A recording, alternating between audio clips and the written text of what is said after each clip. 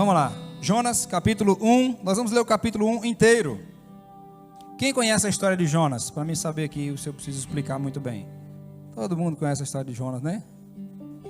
Todo mundo conhece a história de Jonas. Diz que uma professora falou na sala, um menino foi e citou, né, a experiência de Jonas. A professora disse: meu querido aluno, eu quero dizer a você que é impossível, né, um grande peixe engolir uma pessoa. Então, eu não acredito nisso. Ele disse: professora, pois eu acredito, porque está escrito na Bíblia. Se a Bíblia dissesse que Jonas engoliu a baleia, eu acreditava? Então, porque o que diz na Bíblia está escrito, é a palavra, né? Aí ele disse assim: quando chegar no céu, eu vou conversar com Jonas para me saber como é isso. Aí a professora disse: e se Jonas não foi para o céu? Aí ele disse: aí a senhora pergunta. Então vamos lá, Jonas capítulo 1. Jonas é um profeta interessante porque ele é citado, inclusive, no Novo Testamento. Jesus cita Jonas. Alguns teólogos chegaram a cogitar a possibilidade da história de Jonas ser uma metáfora, mas há um consenso e é fato de que essa história aconteceu. Não é apenas uma parábola, uma história, não, é um fato. Isso aconteceu. E, irmãos, a Bíblia não diz que foi uma baleia que engoliu Jonas. Um grande peixe. Existem animais que foram extintos? Não existem animais. Encontra aí osso de dinossauro. Você já viu dinossauro? Quem já foi no zoológico e viu dinossauro? Quem foi? Quem já foi? Ninguém? Por que nunca viu? Não existe mais. Então, certamente, existiu peixe maior do que a baleia, porque dizem que um ser humano não pode passar pela garganta de uma baleia, pela espessura que é, né? A não ser que seja uma pessoa bem magrinha, né? A não ser que seja uma pessoa bem fininha para passar pela garganta. Um adulto não passa. Mas certamente não era uma baleia. Na cabeça das pessoas é que fica, né? A baleia engoliu Jonas. Não, mas não foi baleia. A Bíblia não diz que foi baleia, foi um grande peixe. Pode ter sido uma espécie maior que deixou de ser extinta. Ou deixou de existir, foi extinta, né? Vamos lá, Jonas capítulo 1, vamos ler o capítulo inteiro. Ele é pequeno, só tem 17 versículos. Vamos lá. Veio a palavra do Senhor a Jonas, filho de Amitai, dizendo: levanta-te e vai à grande cidade de Nínive, na Síria. Então, a Síria era... Você vai entender por que Jonas não queria pregar lá. Já eu explico para vocês. E clama contra ela, porque a sua malícia, outra versão diz, a sua maldade subiu até mim. Mas Jonas levantou-se a fim de fugir de diante da face do Senhor para Tarsis. Irmãos, pegando uma geografia daquela época, geografia bíblica, você percebe que Jonas tomou uma direção contrária à direção que Deus mandou ele ir. Quem vai numa direção contrária à vontade de Deus revelada, vai ter muitos problemas. Olha só. Aí ele diz assim: desceu a Jope, onde achou um navio que ia para Tarsis, pagou a sua passagem, embarcou nele a fim de ir com eles para Tarsis, para longe da presença do Senhor. Mas o Senhor mandou ao mar um grande vento e fez-se no mar uma grande tempestade, de modo que o navio estava a ponto de despedaçar. Então temeram os marinheiros e clamaram cada um ao seu Deus, e lançaram ao mar a carga do navio, para o aliviarem de seu peso. Jonas, porém, descera ao porão, onde se deitou e dormia um profundo sono. O mestre do navio chegou-se a ele e lhe disse: como podes dormir? Levante-se e invoca o teu Deus, talvez assim ele se lembre de nós, para que não pereçamos. Então disseram cada um ao seu companheiro: vinde e lancemos sortes, para que saibamos por que nos sobreveio este mal. E lançaram sortes, e a sorte caiu sobre Jonas. Então lhe disseram: declara-nos tu agora, por que nos sobreveio este mal? Que ocupação é a tua? De onde vens? Qual é a tua terra? De que povo és? Respondeu ele: eu sou hebreu e temo ao Senhor, o Deus do céu, que fez o mar e a terra. Então os homens se encheram de grande temor e lhe disseram: o que é isso que fizeste? Pois sabiam os homens que fugia da presença do Senhor, porque ele lhes tinha contado. Disseram-lhe: que te faremos nós para que o mar se acalme?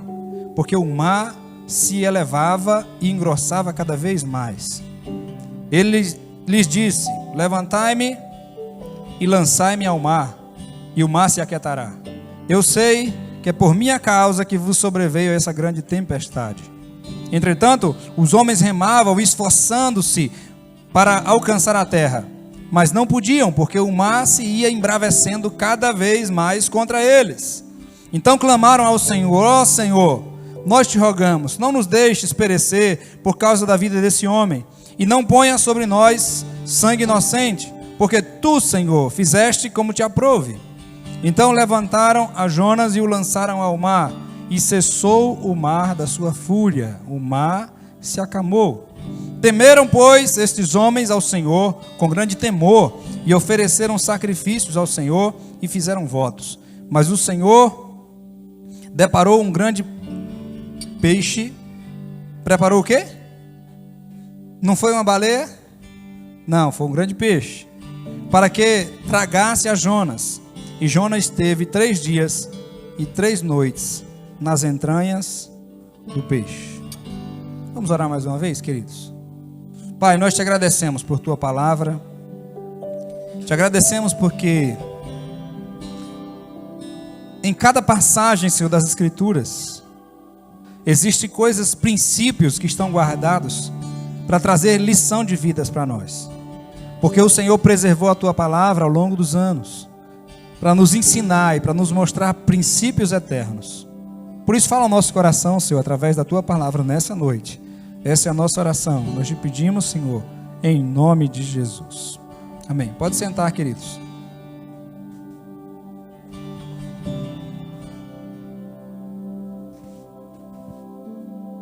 Como lidar com as tempestades da vida? Situações que nos sobrevêm. Já passou por tempestade na vida, irmão? Tempestade no sentido metafórico, é claro. Tempestade não de chuva, mas o que é uma tempestade nessa linguagem que eu estou usando hoje? Uma situação que foge ao seu controle. Não é uma chuva normal que veio para regar a terra, não. É algo anormal. Junta-se água com vento e com trovão e tudo, e vem uma tempestade e foge ao controle humano. A Bíblia diz que eles ficaram com medo. Era algo incomum. Aqueles homens estavam acostumados com o barco. Eles sabiam cuidar do barco. Mas a tempestade que veio era incomum, era tão forte, que a Bíblia diz que estava para despedaçar o barco. A chuva batia, a água batia tão forte, tão violentamente no barco, que a sensação que dava é que o barco ia quebrar de tanta força que a água batia no barco. Uma tempestade. Pergunto a você: você está passando por alguma tempestade nesse tempo? Está passando por alguma situação em que você não consegue resolver? Uma situação que diz assim: meu Deus, e agora? Tentamos, já jogamos mercadoria ao mar, já jogamos, aliviamos o peso do barco, já nos esforçamos ao máximo, agora o que nos resta de entendimento temos que clamar aos nossos deuses, porque nós sabemos que essa tempestade não tem controle humano. Está lhe ocorrendo alguma coisa assim na sua vida? Aquele povo era um povo pagão, cada um tinha o seu Deus. E eles acreditavam que os deuses eram territoriais. Cada deus fazia uma coisa, cada deus era responsável por algo. E quando eles perguntam a Jonas: Jonas, por que você... Quem é o seu Deus? De onde você vem? Quem é seu povo? Quando ele diz: olha, eu sou hebreu e sirvo ao Senhor, Criador do céu e da terra. Quando ele disse, irmão, Criador do céu e da terra... Haviam deuses que governavam sobre regiões na mente deles. Mas quando Jonas diz: eu sirvo o que criou tudo, criou o céu, criou a terra, ele criou tudo, os homens temeram sobremaneira, porque Jonas tinha contado que estava fugindo de Deus. Aí eles disseram: como é que esse homem está fugindo daquele que criou o mundo inteiro? E eles ficaram com muito medo, porque estava Jonas no barco deles. Irmão, cuidado. Cuidado para não levar na sua embarcação algum Jonas. Cuidado, porque se você der lugar a Jonas, algum Jonas no teu barco, você sofrerá grande prejuízo. Se houver pessoas que Deus está provando por causa da desobediência, eu não estou falando de gente que está passando por luta, dificuldade, e você ajuda, não. Eu estou falando que gente desobedece a Deus claramente, e você está sendo favorável a essa pessoa. Aí Deus diz assim: você resolveu dar abrigo para Jonas, então eu tenho que mandar uma tempestade sobre o seu barco, e você vai entrar numa prova de uma luta que nem era sua. Eu vou provar você junto. Aí eu fico pensando, quantos maridos passam por prova que era para sua esposa? Quantas esposas passam por prova que era para o seu marido? Mas, irmão, está no mesmo barco. Está no mesmo barco. Se estiver perto de alguém que tem um vínculo próximo de você, familiar, pode virar para ela e dizer assim: cuidado, nós estamos no mesmo barco. Cuidado, nós estamos no mesmo barco.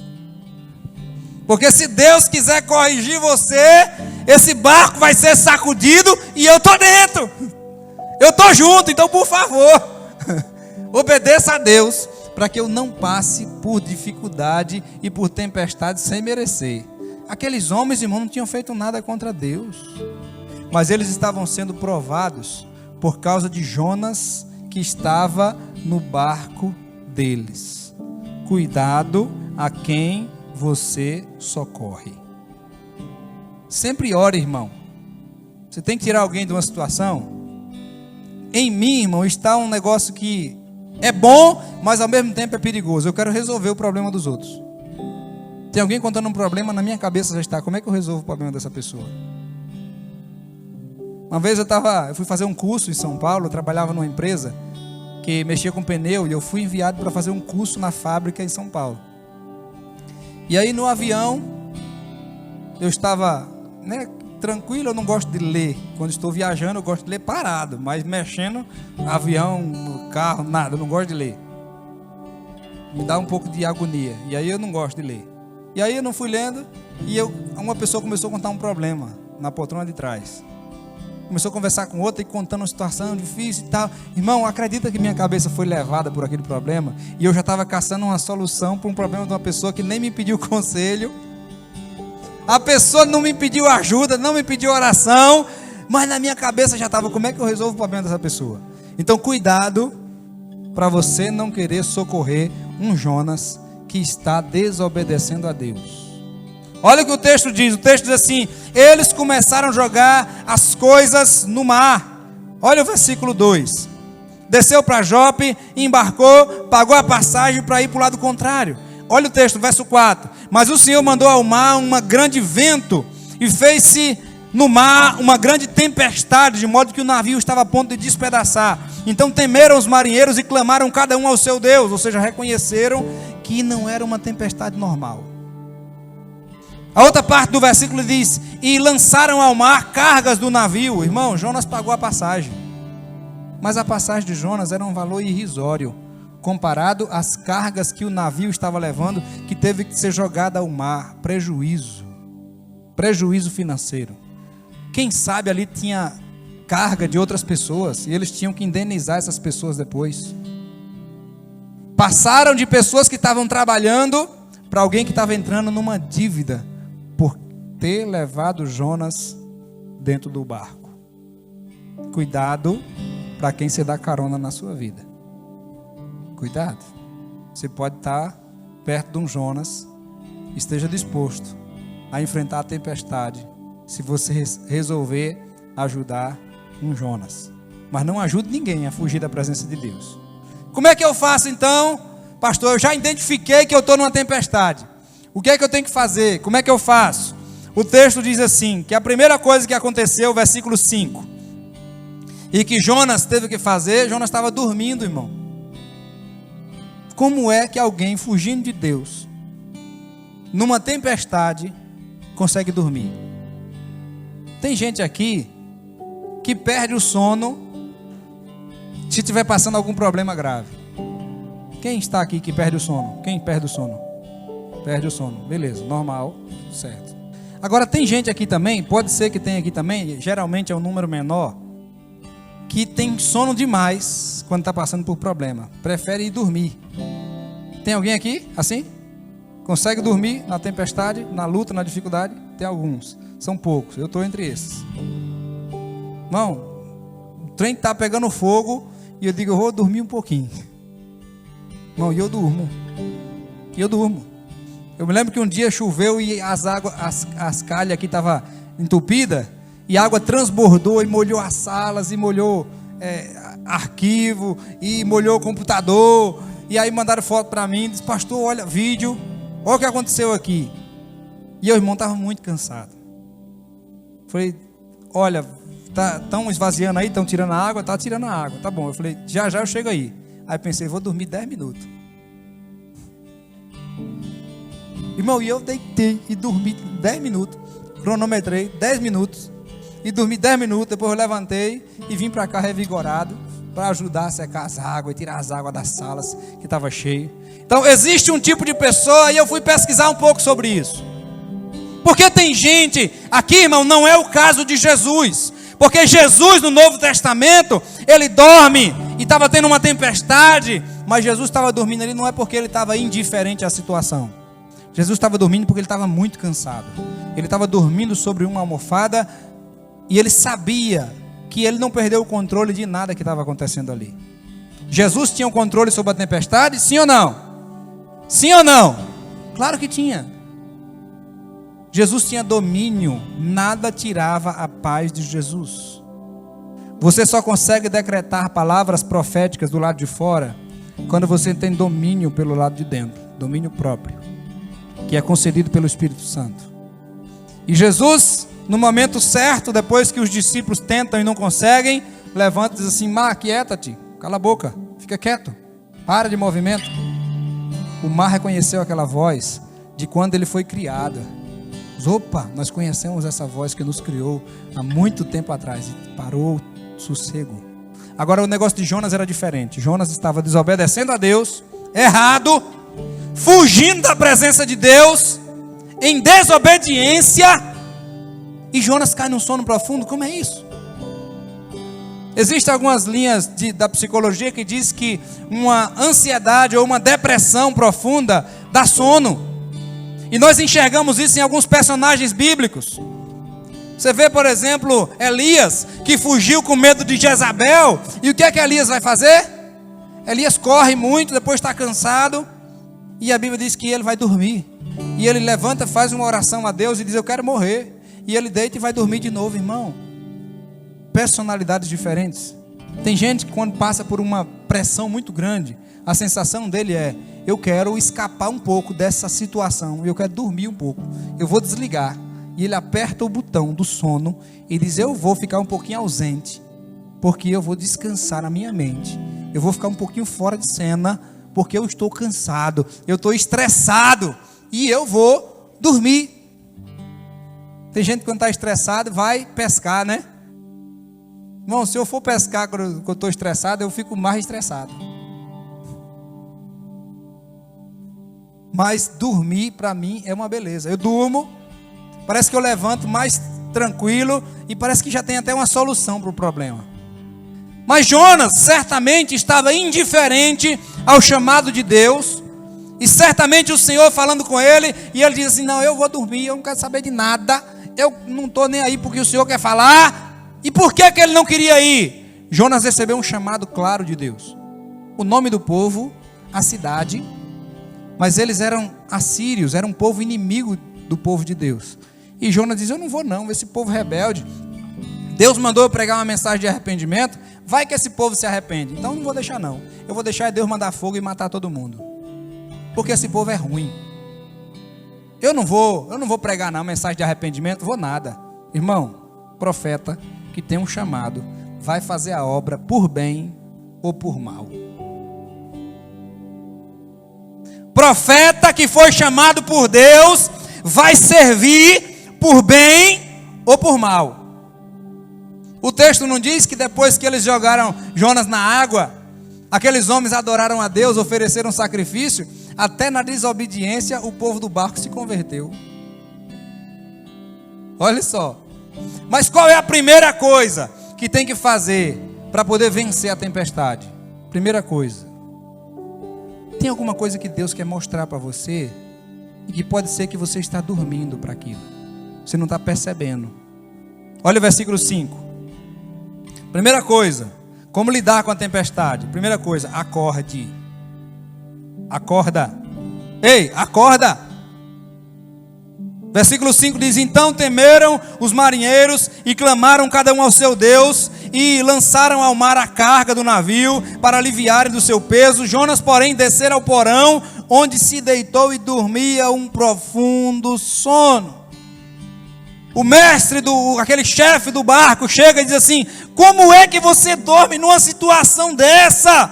Levante-se, acorda, homem, e invoque o seu Deus, para que Ele tenha misericórdia de nós. Você quer vencer a tempestade? Tem alguma coisa que Deus está querendo te mostrar? Abra os seus olhos, abra a tua mente, teu entendimento. O que é que Deus quer me mostrar com essa tempestade que eu estou passando? Sabe, irmão, como Deus faz com a gente? Deus faz mais ou menos assim com a gente. Deus pega alguém e coloca no canto. Primeiro Deus começa a falar, né? Primeiro Deus vai falando: vem cá, João. E Deus é mais forte do que a gente, né? Deus é mais poderoso do que a gente. Aí Deus vai falando com a gente: fica aqui, João, de frente para mim. Fica de frente para mim. Aí, como se Deus estivesse dando uma instrução, uma direção, e a pessoa vai desobedecendo, vai recuando, vai dando ré, João. Vai dando ré. E Deus vai falando com a pessoa. E Deus vai falando e a pessoa vai dando ré, né? E Deus vai se aproximando e diz: eu estou mandando você ir, eu estou dizendo para você me obedecer, para você fazer minha vontade. E Deus vai orientando, Deus vai falando: vai indo, João, vai indo. Vai indo. Tu está com medo da parede, né? Mas o objetivo de Deus é esse mesmo. Chega uma hora, irmão, que não tem para onde ir. Aí Deus diz assim: eu quero saber para onde você vai agora. E se você não acordar, irmão, você vai ficar imprensado no canto da parede. E aí Deus vai dizer com você o que você precisa ouvir. Porque se Ele deixar você solto, você vai escapando. Aí Deus vai imprensar você no canto da parede, para você não fugir mais do que Ele tem para você. Obrigado, João. Não foi isso que Deus fez com Jonas? Está fugindo, Jonas? Pois você está dormindo para fugir do meu chamado. Você está dormindo para não me obedecer. Pois então te prepara. Se prepare, porque você vai ver Paulo no caminho de Damasco cai, a gente não sabe se do cavalo ou se estava em pé, e Paulo cai por terra. Irmão, Paulo cai no chão e já caiu cego. Veio uma luz. Quando está tudo escuro, irmão, o que é que você precisa para enxergar? De uma luz. Mas a luz que veio na vida de Paulo veio para iluminar ele, para ele enxergar. Mas não foi para ele enxergar do lado de fora. Deus queria chamar a atenção dele, que ele olhasse para dentro dele. E a luz que veio não foi para Paulo enxergar melhor. Veio e cegou Paulo para os olhos carnais e humanos. Paulo, você não vai enxergar humanamente, para você prestar atenção o que eu quero falar dentro de você. Você está muito cego pela sua visão religiosa. E eu vou cegar a tua visão religiosa e vou colocar você no canto da parede para você me escutar o que eu tenho para falar dentro de você. E diz: Saulo, Saulo, por que me persegues? Por que ele não estava ouvindo Jesus falar? Estava muito ocupado com a religião dele. Quando o Senhor derruba ele por terra, ele diz assim: eu sou Jesus. Ele diz: quem é, Senhor? Ou seja, agora eu estou ouvindo, eu estou cego agora. Os olhos humanos foram impedidos de enxergar por uma luz, que geralmente a luz faz clarear. Essa luz veio tão forte que foi cegar ele, mas era para cegar só ele, irmão, porque quem estava com ele não foi cego. Olha que coisa sobrenatural. Paulo, você vai ficar cego porque sua visão humana está atrapalhando você de enxergar o que eu tenho para mostrar no teu coração e para ouvir o que eu tenho para falar no seu ouvido espiritual. Por que você me persegue? Quem é, Senhor? Eu sou Jesus, a quem você está perseguindo. Duro para você é recalcitrares contra grilhões. Paulo, é como se ele estivesse dizendo assim: duro para você é ir contra as pontas de lança que guiava os bois pelo corredor. É duro para você ir contra isso. Se você vier contra, Paulo, você vai se machucar. Então, Paulo, eu tenho algo para fazer na tua vida que eu tinha que tirar a sua visão humana. E Paulo fica 3 dias e começa a enxergar o mundo espiritual. Quando ele perde a visão humana e ele é colocado no canto da parede, ele começa a enxergar coisas que ele não via antes. No 3º dia, Paulo começa a enxergar coisas no espiritual que ele nunca tinha visto. Ele vê um homem e ele sabia que o nome daquele homem era Ananias, e sabia que o homem ia ver ele, que o homem ia entrar, e ele viu tudo, teve uma visão, o homem entrando na casa, orando por ele, ele voltando a enxergar fisicamente, coisa que Paulo nunca tinha visto. Deus precisou colocar Paulo no canto da parede. E depois que Ananias ora por ele, aí ele abre os olhos. Deus disse: agora você pode voltar a ver, agora pode sair do canto da parede. Agora eu posso livrar você, porque agora você está enxergando, você está ouvindo o espiritual. Então, Jonas, você não está enxergando, Jonas? Eu tive que colocar você no canto da parede. E Jonas diz assim: eu vou dormir. Deus diz: vai dormir, eu vou te acordar. Quero ver se eu não te acordo. E Deus acorda ele. Primeira coisa, irmão, por favor, irmão, você está vivendo uma tempestade, acorde. O que é que Deus está querendo falar com você por meio dessa tempestade que você está enfrentando? O que é que Deus quer falar com você? Segunda coisa, além de acordar, você precisa ter atitudes radicais. Disseram a Jonas: Jonas, o que é que a gente tem que fazer? O mar está agitado, a gente não consegue resolver a situação e não tem jeito. Olha o versículo 10. Então os homens se encheram de grande temor e disseram: o que é isso que fizeste? Pois sabiam que o homem fugia da presença do Senhor, porque ele lhes havia contado. E disseram-lhe: que te faremos nós para que o mar se acalme? Porque o mar se elevava e engrossava cada vez mais. Ele lhe disse: levantai-me e lançai-me ao mar, e o mar se aquietará. Eu sei que é por minha causa que vos sobreveio essa grande tempestade. Deus vai colocar você no canto da parede para não ter outra saída a não ser você sair da zona de conforto. Saia da zona de conforto do barco. No lugar que dá para dormir, Deus diz assim: se lance no mar. Irmão, e quando lançou no mar, a tempestade era tão forte que não dava nem para nadar, que ele afundou. Quando ele afunda, Deus já tinha providenciado um peixe para engolir ele. Irmão, imagine para respirar dentro de um peixe. Jonas passou uma agonia terrível. Olha o versículo 7 do capítulo 2. Quando desfalecia a minha alma, eu me lembrei de ti, ó Senhor, e subiu a ti a minha oração no teu santo templo. Ou seja, eu estava numa agonia, numa luta, numa dificuldade, e aí eu precisei clamar ao Senhor, pedir ajuda. Por quê? O Senhor fez ele acordar. Vai dormir? Não vai dormir não. Eu não vou deixar você dormir, você vai acordar. Agora você tem que ter atitudes radicais para que essa tempestade cesse. Você precisa sair da zona de conforto. Lembra de quando Jesus vem andando sobre as águas e Pedro estava dentro do barco? E eles começam a gritar de pavor: um fantasma, um fantasma. E eu digo a você, lá não tinha mulher não, viu? Aqueles gritos eram dos homens que estavam lá. E aí Jesus diz: não temam, sou eu. Aí Pedro diz: eu conheço essa voz. Senhor, se és tu, manda que eu vá andando sobre as águas ter contigo. E aí Jesus diz: vem, Pedro. E Pedro desce do barco. Irmão, para ter experiências sobrenaturais, precisa sair do conforto do barco. Tem gente que não quer jejuar, tem gente que não se esforça para ler a Bíblia, tem gente que não se esforça para orar. Ah, eu quero mais de Deus. Quer nada. Você quer o que de Deus nessa zona de conforto que você vive? Não faz um esforço para buscar Deus. Ah, eu quero Deus, eu quero Deus. Quer nada. Você quer nada. Você não tem coragem de sair da zona de conforto. E Deus diz assim: olha, Jonas, a única saída para você, se você ficar dentro desse barco, eu vou quebrar esse barco. Aí Jonas diz: eu sei que o negócio é comigo, a culpa é minha. Então me joga fora desse barco. Jonas, irmão, sabia que ele corria risco de vida. E lançaram ele ao mar. E quando ele lançaram ele ao mar, cessou, irmão, aquela dificuldade. Eles ainda tentaram não lançar ele na água. Você já viu? Olha o versículo 13. Eles tentaram lutar com as próprias forças. Irmão, mas não tem como tentar contra as coisas de Deus. Olha o versículo 13. Entretanto, os homens remavam, esforçando-se para alcançar a terra, mas não podiam, porque o mar se ia embravecendo cada vez mais contra eles. Deus estava dizendo assim: vocês estão querendo tirar o cara da prova que eu estou colocando? Pois vai, tenta. Vocês vão tentar? Tenta aí que eu vou piorar a situação. E o Senhor soprou um pouquinho mais. E disse assim: não joga ele na água não, que vocês vão ver o que vai acontecer com esse barco. Irmão, Deus estava provocando uma mudança. Deus mexe com a gente porque Ele quer produzir alguma mudança em nós.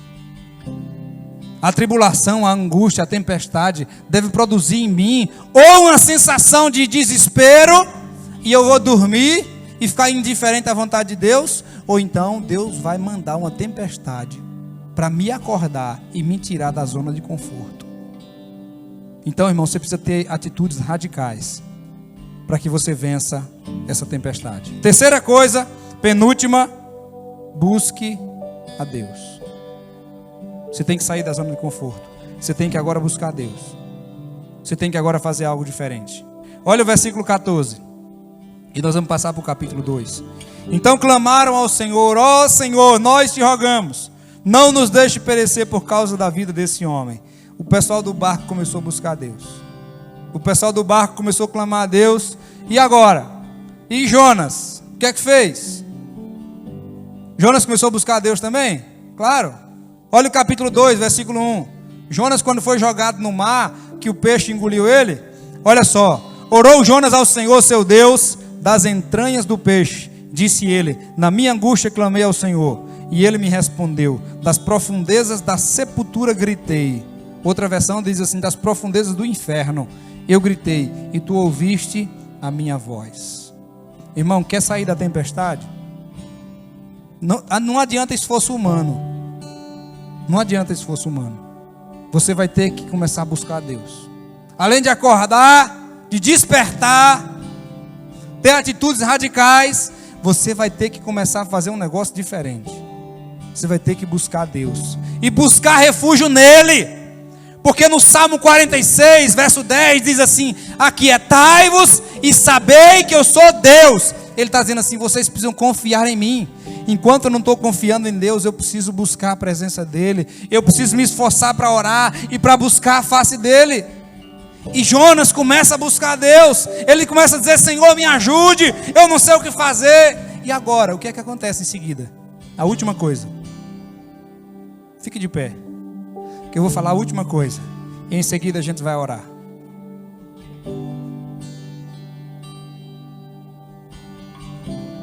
Como lidar com a tempestade? Acorde, perceba o que Deus está querendo falar com você. Tenha atitudes radicais. Comece a buscar a Deus. E se você estava desobedecendo a Deus, querido, obedeça a Deus agora. Jonas ora a Deus dentro do peixe. A tempestade no barco lá em cima cessou, porque o objetivo não era os marinheiros daquele barco. O objetivo era Jonas. Mas a tempestade, entre aspas, continua na vida de Jonas. Porque o negócio, irmão, não era o barco, não era o mar. O negócio era o Jonas. Tem gente que pensa assim: o problema é roda velha, eu vou sair de roda velha. Vai, não adianta nada, irmão. Vou sair da cidade, eu vou para Tarsis, eu vou pegar um navio, eu vou viajar para o outro lado. Não adianta nada, irmão. Não adianta nada, não tem que fugir. Porque o problema não é onde você está. O problema não é com quem você vive.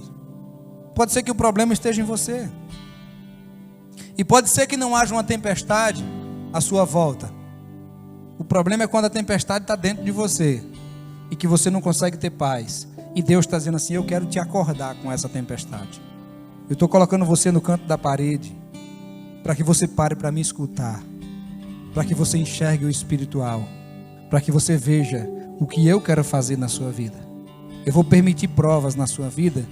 Você pode jogar a carga ao mar, Você pode remar com toda a sua força. Você pode pegar os baldes que tiver no barco e jogar água para fora. Mas eu vou te provar. E você não vai conseguir sair dessa prova, a não ser que você busque a minha presença. E aí, irmão, por último, Deus está dizendo assim: eu quero que você me obedeça.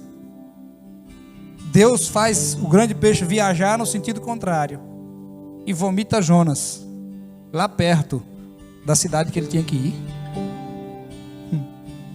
Olha só o capítulo 3 de Jonas. A última coisa é, então, obedeça a Deus. Obedeça. Ainda que com raiva. Ainda que com raiva. Obedeça a Deus. É melhor. É melhor obedecer do que sacrificar. É melhor obedecer. Olha o capítulo 3, verso 1, diz assim: veio a palavra do Senhor segunda vez a Jonas, dizendo: levante-se e vá à grande cidade de Nínive, e proclama contra ela a mensagem que eu te dou, ou mensagem que eu te dei. Em hebraico o tempo do verbo não é definido. Deus está dizendo assim: eu te dei uma mensagem, e você não foi levar a mensagem não. Agora eu estou te dando outra chance. Está tranquilo aí? Tudo certo? Então agora vá. Aí o texto diz no verso 3: levantou-se Jonas e foi a Nínive, segundo a palavra do Senhor. Ora, Nínive era uma grande cidade, de 3 dias de jornada. A cidade era tão grande que era necessário 3 dias para pregar naquela cidade. Por que eu sei que Jonas foi de má vontade? A Bíblia diz que ele correu 1 dia pregando na cidade. Ele pregou com vontade que o povo não se convertesse.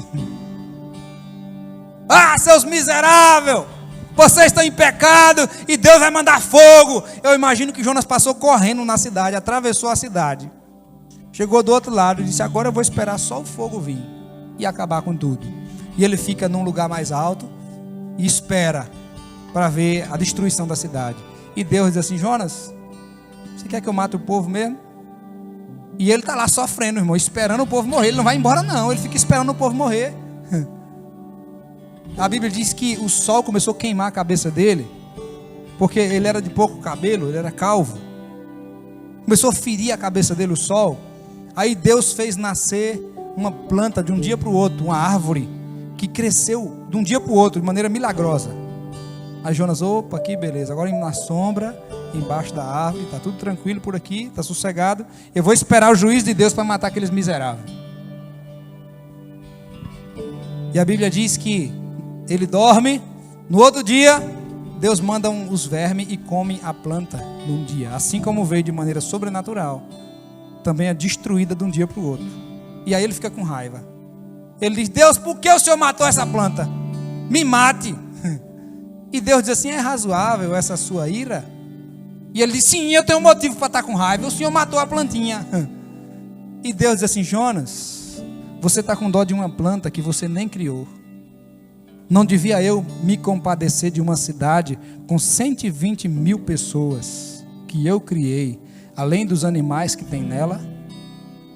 Aí Jonas fica com vergonha. Eu imagino que as bochechas vermelhas. E Deus diz assim: agora a sua tempestade cessou, porque você cumpriu o propósito e o povo se converteu. Uma cidade inteira o profeta ganhou. Então, irmão, qual é o propósito de Deus para a sua vida? Tem alguma coisa que Deus está chacoalhando você para te acordar? Mexe no braço do irmão assim, diz ele: acorda, irmão. Diz ele: acorda, irmão. Acorda. Acorda. Em pé não tem como dormir, né, Martim? Em pé não dá para dormir. Ah, então não dormi no culto. Estava só orando, não era, Martim? Gente, feche seus olhos. Eu quero fazer uma oração por nós antes da gente cantar esse último louvor.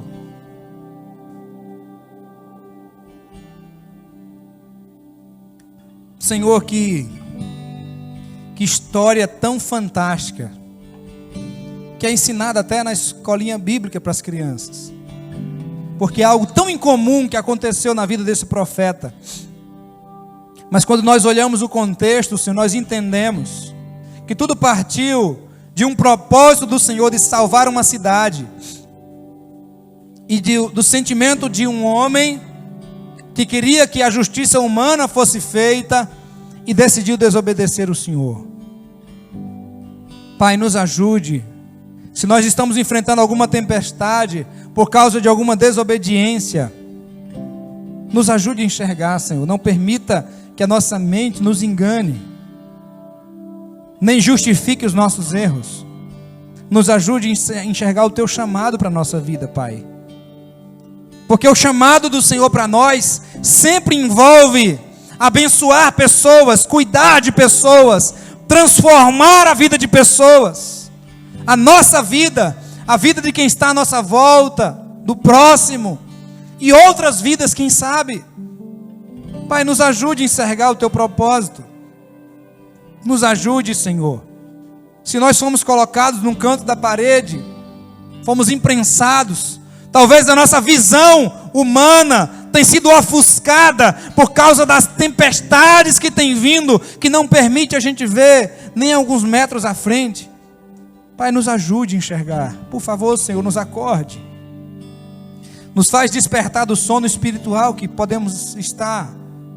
Nos ajude a enxergar o que o Senhor quer que a gente faça, para que nós sejamos poupados, Senhor. Jonas podia ter obedecido e não ter passado pelo ventre daquele peixe, mas ele teve que obedecer a duras penas.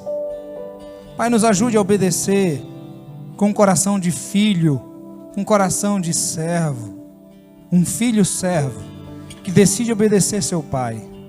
Nos ajude, Senhor, a sermos obedientes ao Senhor, entendermos o propósito do Senhor para a nossa vida e ouvirmos a Tua voz. Porque quando o Senhor chamou Paulo, o Senhor queria salvar muitos gentios, e Paulo estava cego, ele estava perseguindo o povo do Senhor. Pai, se nós estamos cegos para alguma coisa, Pai, nos ajude a enxergar. Tem misericórdia de nós, Senhor. Nos ajude a enxergar a Tua vontade, para obedecermos ao Teu chamado na nossa vida. Essa é a nossa oração. Nós te pedimos isso, Pai, no nome de Jesus.